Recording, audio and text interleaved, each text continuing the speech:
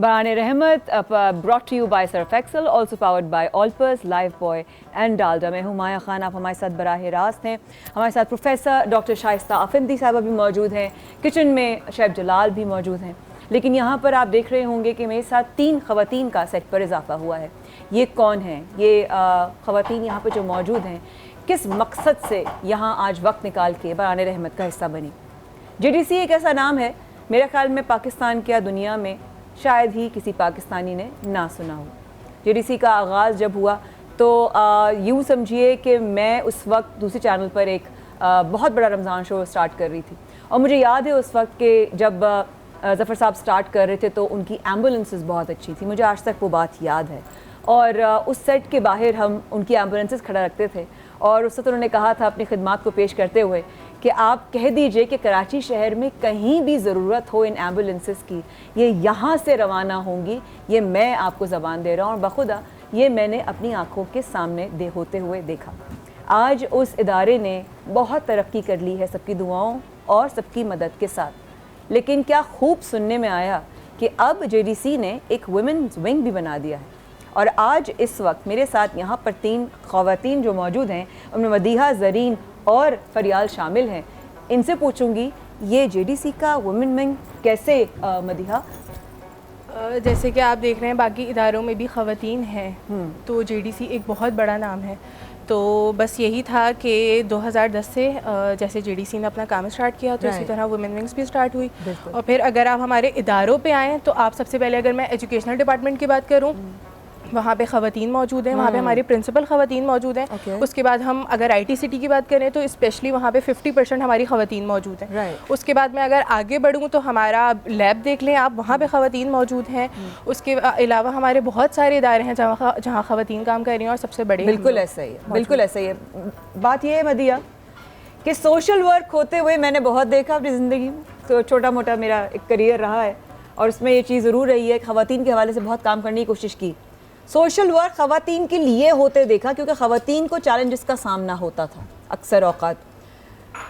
ख़वातीन अगर इस काम में आए, ख़वातीन अगर वुमेन्स विंग में आए, तो वो आसान है उनके लिए निकलना और लोगों के लिए खिदमत अपनी पेश करना?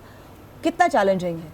चैलेंजिंग है, क्योंकि आपने अपने घर को भी देखना है, आपने अपनी फैमिली को भी देखना है। लेकिन ख़वातीन की इस वक्त बहुत ज़रूरत है कि वो मीडिया पे आएँ, वो अवेयरनेस दें। जैसे बहुत सारे आप देख रहे हैं कि कैंसर है या बहुत सारी ऐसी बीमारियां ख़वातीन की जो बेचारी ख़वातीन नहीं बता पाती और डॉक्टर से डिस्कस नहीं कर पाती।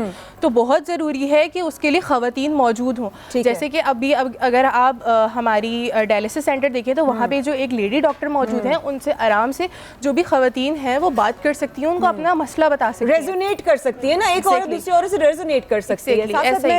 फरियाल, आपसे भी पूछूंगी कि वो वाली बात जो हम ब्रेक में भी कर रहे थे कि डॉक्टर साहबा भी बैठी हैं मौजूद, के ख़वातीन का ख़वातीन से बात करना बहुत ज़रूरी भी है, और मेरा ख्याल है ख़वातीन कंफर्टेबल भी रहती हैं। जी ज़रूर। जैसे कि अब JDC काम करने जा रही है कैंसर हॉस्पिटल जैसे तो जैसे हमारी ख़वातीन ज़्यादातर इस बात को छुपा लेती हैं, ठीक है, कि 3rd स्टेज पे पता चलता है कि कैंसर इस हाल पे पहुंच चुका है कि उसका इलाज मुमकिन नहीं है।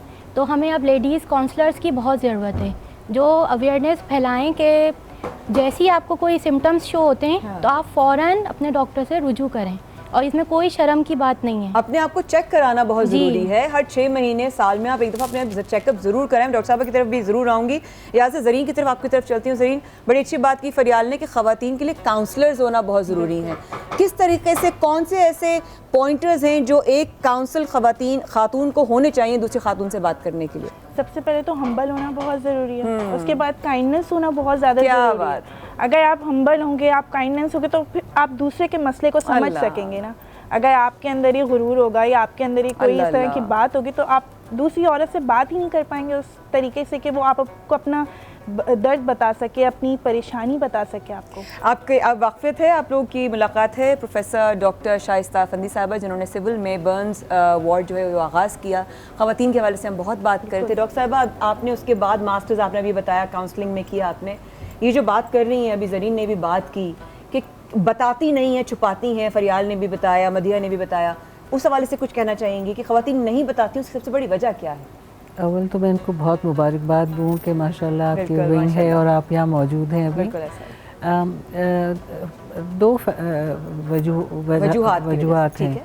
एक तो ये है कि वो इतनी वो मशगूल रहती हैं कि ठीक हो जाएगा, फिर टोटके और हर एक, जैसे मैंने आपसे पहले भी कहा नहीं कि मशवरे इतने मिल रहे होते हैं, भाई ये खा लो, हर ये चीज़ हर एक के लिए हो जाती है, और वो सब हो रही होती है। दूसरा जो मसला है कि वो घर के जो हज़रात होते हैं वो लेके नहीं जाते हॉस्पिटल, और वो पाबंद होती हैं कि किसी के साथ जाएं करें, तो वो दूसरा मसला आता है। तो एक है कि वो मोहल्ले में जा कर के किसी स्कूल में या कुछ ख़वातीन को मौका दें कि वहाँ पे वो आकर के अपने आप को दिखा सकें। बिल्कुल ठीक है। और दो जो मेन रीज़न्स हैं वो ये हैं। और जब वो हॉस्पिटल जाती हैं तो जाहिर है हमारा मुआशरा ऐसा है कि जहाँ पे खातून से ज़्यादा बात कर सकती हैं। मरीज नहीं आया है, वो मुजरिम आ गया है, उसको इस तरीके से डील किया जाता है कि वो ओपनली होकर अपनी बात कर नहीं पाता, और वो इतना फिर वही रश होता है और ये वो सारा कुछ, और वो पहले ही घबराई भी और बीमार होती हैं। असल में उनकी जो तकलीफ जो है ज़्यादा हुई भी होती है, तकलीफ में होती है, क्योंकि उनमें कमज़ोरी है कितनी है, खून की कमी, फलाना ढिमका, इसी कैंसर की वजह से। वेरी वेल सर, ज़रीन ने बड़ी बात की कि हम्बल होना बहुत ज़रूरी है, काइंड होना बहुत, और सुनना बहुत ज़रूरी है। आपके कहीं भी फिजिकल, आपके मेंटल स्टेटस में जो आपके पास आ रहा है उसमें ये ना हो कि आप उसको जज कर रहे हैं, उसकी तरफ आप ये रेजोनेट कर सकें कि आप हाँ तकलीफ़ में, मैं हमेशा याद रखिए, ये ज़रूर कहिए, आपको याद हो ना हो, मैं कोशिश करती हूँ कि मैं कहती हूँ कि मुझे नहीं पता आप किस तकलीफ़ से गुजर रही हैं, लेकिन मुझे पता है कि आप बहुत तकलीफ से गुजर रही हैं। ये बहुत मैटर करता है। मैं आप लोगों की इजाज़त से शेफ जलाल की तरफ चलना चाहूँगी। किचन की कुछ जिम्मेदारियां हैं जो निभानी है। जी तो, मेरे भाई, यहाँ पर कौरमा रेडी है तकरीबन, बस थोड़ा सा इसको स्लो फ्लेम पे हमने रखा है, ऑयल ऑन टॉप आ चुका है। दूसरी तरफ हमने अगेन ऑयल गरम के लिए रखा है, तो क्योंकि यूजली अब हमारी बहुत सारी बहनें और माएँ जो है ना फ्रोज़न काम कर रही हैं, बट जो रिवायती फ्लेवर सबरोसो आपको देता है फ्राइड फ्रोज़न आइटम के अंदर, बिल्कुल ठीक है, मेरे ख्याल से कोई और नहीं दे रहा। ठीक है, तो यहाँ पर हमने सबरोसो की समोसा का ये पैकेट खोल कर, ठीक है, समोसा हम शजरा चिकन समोसा है जी, चिकन समोसा ये तो मैं खा सकती हूँ इफ्तार पे, एक तो खा सकती हूँ जलाल भाई, बिल्कुल आप इंशाल्लाह आपको पसंद आएगा डाइट के साथ एक। अच्छा, होता है कि यूजली हम घरों में फ्राइंग एक टेक्निक है, बेसिकली ऑयल का टेम्परेचर जो है ना उसको मेंटेन करना और उसको मैनेज करते हुए लेके चलना। यूजली हम हाई फ्लेम के ऊपर ऐड कर देते हैं, फिर होता क्या है कि जो मांडा पट्टी कहलाती है, समोसा पट्टी जिसको आप कहते हैं, माता पट्टी, समोसा पट्टी, जो पट्टी है उसके ऊपर जो ब्रेड की जो रैपिंग है उसको वैसे तो इंग्लिश में फाइलो पेस्ट्री कहते हैं, ठीक है, और उर्दू में हम लोग मांडा पट्टी भी कहते हैं और समोसा पट्टी भी कहते हैं, ठीक है। तो वो इसके ऊपर आप कोट करते हैं जब, तो वो फ्राइंग के ऊपर यूजली आपने देखा होगा हाई फ्लेम पे कलर तो जल्दी आ जाता है, मगर बिल्कुल जो क्रिस्पीनेस है, जो क्रिस्पीनेस है वो खत्म हो जाती है और सीलन सी आ जाती है, सॉफ्ट हो जाते हैं, फिर तो आप सी हो जाती है 150। और मैं आप लोगों को एक बात बताऊं, की बात काट रही हूँ, ऐसे सख्त जज बनते हैं ना ये, जब इनको मैंने देखा है, अगर कोई खाना गुई बन जाए, कोई कच्चा बन जाए, अल्लाह इतने सख्त टीचर होते हैं। एक बात मैं आपको बताऊंगा, मेरे एक तरह से उस्तादों में से भी हैं, क्योंकि इन्होंने हमें बताया कि किस तरह से बात करनी है और किस तरह से, नो डाउट यार, ये तो आप क्रेडिट जाएगा, सलामत रहे, ठीक है, आपने ऐसे करना है, आपने ऐसे करना है। मैंने कहा चले, थैंक यू वेरी मच। और उसको वाकई में जब हमने उसको अपने उन लफ्ज़ों को जब हमने सेलेक्ट किया तो यकीन जाने बहुत God bless you, thank you very much. अच्छा, अब सेकंड जो रेसिपी है, हम चीकू का शेक बना रहे हैं ऑलपर के साथ, ठीक है। ऑलपर अगेन आप चाहे तो डिजर्ट्स में यूज़ करें, क्योंकि डेयरी 100% डेयरी है, ठीक है जी, तो आप चाहे तो इसको शेक्स बनाएं, स्मूदीज बनाएं, ठीक है, या फिर आप इसको डिजर्ट में यूज़ करें, इवन करी में, तो हर जगह ये फिट आता है, बिल्कुल ऐसा ही है। तो यहाँ पर हमने ऑलपर क्रीम, ठीक है, इसमें चीकू और चीनी, ठीक है जी, मैंने शामिल किया, और इसके बाद यहाँ पर ये हम ऑलपर क्रीम इसमें ऐड कर रहे हैं, और साथ में आपको पता है ये लोग क्या कर रहे हैं कंट्रोल रूम में आज, असद भाई और समी जी क्या कर रहे हैं, मेरे साथ क्या कर रहे हैं, क्योंकि कल से ना मैं चिया सीड्स का वो पानी लेकर आई, तो मुर्तज़ा भाई मैं ज़रा सा डाइट को ज़रा सा सीरियसली ले रहे हैं, ठीक है ना मुर्तज़ा भाई और मैं, तो कह रहे हैं कि ये समोसों के साथ ना हम चिया सीड्स की चटनी और आप और मुर्तज़ा भाई खाएंगे और हम लाइव दिखाएंगे, और फिर कह रहे मैंने कहा आपने चीनी डाल दी, तो मैंने कहा चीनी क्यों डाल दी, तो कह रहे हैं निकालो चीनी, इसमें जो है ना चिया सीड्स डाल देंगे। चिया सीड डाल देते। बहुत मजे आ रहे हैं कंट्रोल रूम में। कल यहाँ पे चिया सीड को लेकर कुछ और बात मतलब हुई जी, यहाँ पे इंडिकेशन भी थी ना, हिमानी का चिया सीड्स भी था, बिल्कुल, और वो बहुत जबरदस्त चीज थी। आज भी मैं अपना चिया सीड्स और पानी में डाल के तुख्म लंगा लेकर आई हूँ ताकि मैं अफ्तार के वक्त में मैं वो खाऊं। तो आप शेक बना लें और कुछ बना रहे हैं इसको अब हम ब्लेंड करके अच्छी तरह से स्मूथ, और समोसा हमारा सबरोसो का जो चिकन समोसा है वो फ्राई हो रहा है, इसको ब्लेंड करेंगे। फिर इसके बाद हमारे पास 2 रेसिपीज और रह जाएंगी, 2 रेसिपीज रह जाएंगी, आहिस्ता आहिस्ता करके अफ्तार तक वो भी बन जाएंगी, है ना। आपकी टेबल, आप परेशान हो, बहुत खूबसूरत। हाय, थैंक यू सो मच। मुझे बड़ा दिल चाहता है कि जो भी मेहमान आए वो अफ्तार जब लगे तो सजी हुई होनी चाहिए और अच्छी लगनी चाहिए। अच्छे लगने की बात तो यह है कि वुमेन एम्पावरमेंट की बात बहुत होने लगी है, ख़वातीन की मजबूती की बात बहुत होने लगी है, ख़वातीन की डिपेंडेंसी से निकलकर इंडिपेंडेंट होने की बात बहुत होने लगी है।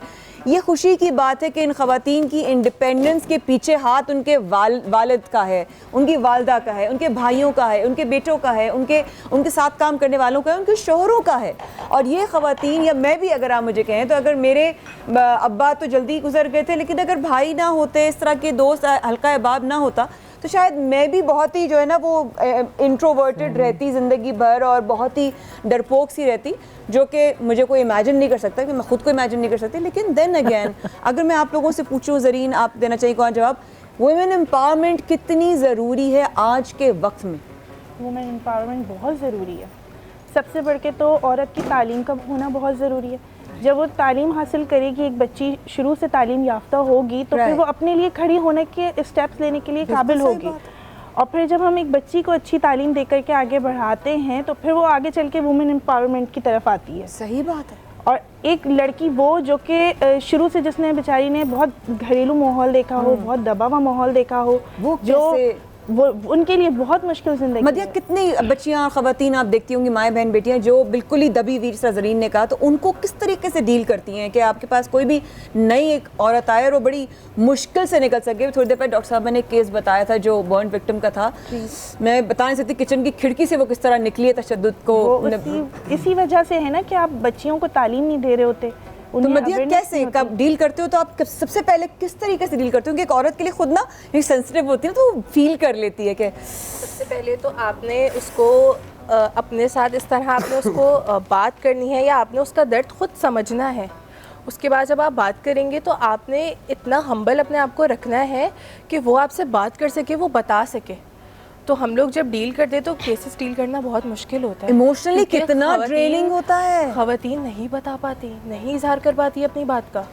आप बहुत सारे ऐसे केसेस देखेंगी, अगर आप कैंसर केसेस देखें तो सबसे ज़्यादा भी ब्रेस्ट कैंसर बहुत बड़ा, बिल्कुल ऐसा है। और यकीन करें वो आखिरी स्टेज तक पहुँच जाते हैं, लेकिन ख़वातीन नहीं बता पाती, क्योंकि इसलिए वो बात ही नहीं कर पाती। उनको इतना शऊर नहीं दिया जा रहा है आजकल कि वो बात कर सके, उनको तालीम नहीं दी जा रही है। देखिए, अगर एक खातून पढ़ी लिखी है तो वो पूरी नस्ल पढ़ी लिखी हमें दे रही है। सही बात लेकिन आज ख़वातीन को तालीम नहीं दी जाती, और वो उसके बाद, अच्छा सबसे बड़ी बात ये, उनको अवेयरनेस नहीं होती, पता ही नहीं होता। सबसे बड़ी बात पता ही नहीं होता कि आप अपना दर्द बताएं, इसमें कोई शर्मिंदगी नहीं है।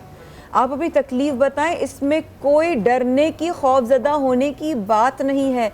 आप अपने लिए खुदारा सोचना और जीना शुरू कर दें। अल्लाह के वास्ते मैं आप लोगों से गुजारिश करती हूँ, प्लीज़ आप हमारे साथ रहिएगा। सर्फ एक्सेल प्रेजेंट्स बराने रहमत, और हमारे पैनलिस्ट का बेहद शुक्रिया, बहुत बहुत आप लोग आए। I wish you all the best doctor साहिबा, और आप तीनों ने जो माशाल्लाह रिप्रेजेंटेशन की अपने पूरे डिपार्टमेंट की, कभी भी ज़रूरत हो मैं हाजिर हूँ, मुझे बताइएगा। ज़फ़र के लिए तो of course always thank you so much for being part of the show. Surf excel presents Barane Rahmat, also powered by Dalda, Olpers and lifebuoy. मैं हूँ माया खान। रमज़ान का दस्तरखान बढ़ रहा है अफ्तारी की तरफ। आज के गेस्ट से होंगे कुछ तल्ख सवालात, देखते हैं क्या मिलेंगे जवाब इस वक्फे के बाद।